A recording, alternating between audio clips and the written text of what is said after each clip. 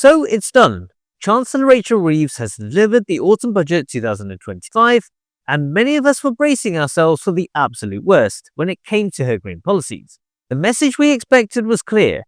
The era of easy green grants was over, and there was nowhere to hide. However, facing a 40 billion financial black hole, what we got today wasn't a simple story of cuts.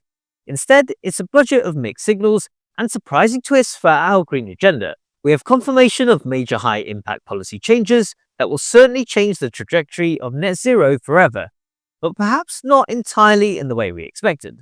And the big question is, at what cost to our net zero ambitions? In this video, I'll break down these key announcements made today, the good, the bad, and subtly punitive, that will affect us for years to come. Before today's budget and amidst all the speculation, the government had what was called the Boiler Upgrade Scheme, or BUS grant. The scheme offered a generous £7,500 towards the installation costs of an air or ground source heat pump. And I suppose the idea was fairly simple. Make the switch financially viable, kickstart the heat pump market, and get us closer to our decarbonisation goals. It was one of the biggest, most accessible green grants available for homeowners. Now, many of us, myself included, were braced for bad news. There had been widespread leaks and speculation that the Chancellor would confirm a major restriction, effectively ring-fencing that £7,500 grant almost exclusively for low-income households, leaving the majority of us homeowners out in the cold. However, instead of being cut or severely restricted, the government before today's budget officially confirmed an expansion of the Boiler Upgrade Scheme. The £7,500 grant remains in place for eligible homeowners, and is being expanded to cover even more technologies, including air-to-air heat pumps, which offer both efficient heating and cooling for your home, and heat batteries, which help store thermal energy, making your heating system even more efficient and flexible. This is a significant win for the heat pump market. It also signals recognition that heat pumps are a cornerstone of the UK's net zero strategy, and the government wants to increase choice, enhance efficiency, and maintain market momentum in this area. This is undoubtedly positive news for homeowners considering a heat pump, which is vital for achieving the installation rates needed for net zero. You only need to look through some of my heat pump video comment sections right now to see many people remain skeptical about how well heat pumps actually work in UK homes. Like I did before getting a heat pump, they worry about performance, noise, and disruption. But by expanding the grant and maintaining its availability, the government is sending a positive message that heat pumps are indeed a preferred, viable solution for decarbonising home heating. So, a major positive surprise on the heat pump front, given what was rumoured. But what about other rumours, like the 3p per mile electric vehicle tax? By the way, if you're enjoying this video, like and subscribe so you don't miss out on updates as we share our own heat pump journey.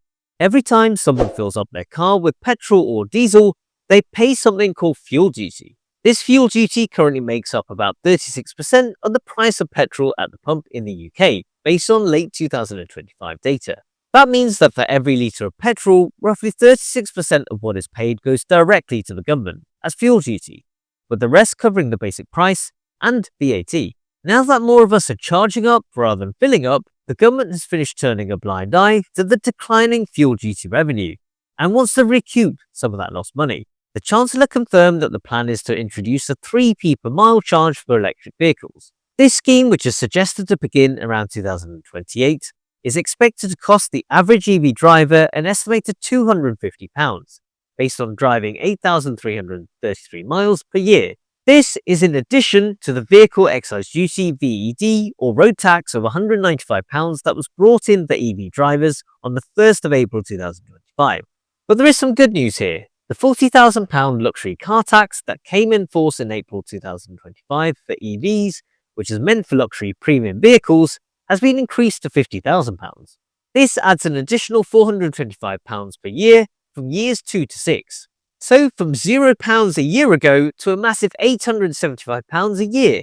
Just let that sink in. So the government feels this new price per mile charge is necessary due to the massive decline in revenue from fuel duty as more and more of us drivers switch to EVs, a loss estimated at around £28 billion annually to the government. The EV market is still maturing, and price parity with combustion engines has still not been achieved. These mounting costs for potential EV owners in a short space of time risk sending mixed messages to consumers about the economic benefits of switching. Stable, predictable incentives are key to encouraging long-term investment in green technology. When governments start to withdraw or threaten financial help, or introduce new charges unexpectedly, it risks slowing down the transition that's critical to achieving net zero targets. While not a headline announcement in today's budget, the government has recently opened up a consultation to make changes how payments are calculated for existing feed-in tariff recipients, which includes myself.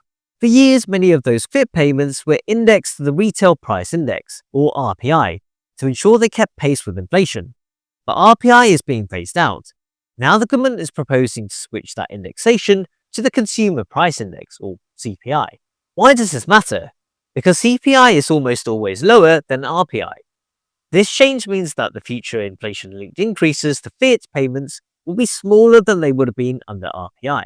For hundreds of thousands of homeowners and businesses who installed solar panels years ago at considerable cost and risk, making a long-term investment based on those FIT payments, this could feel like a quiet, stealthy reduction in the value of their contract. Just to be clear, they're not proposing scrapping the payment entirely, but it will certainly erode its real-term value.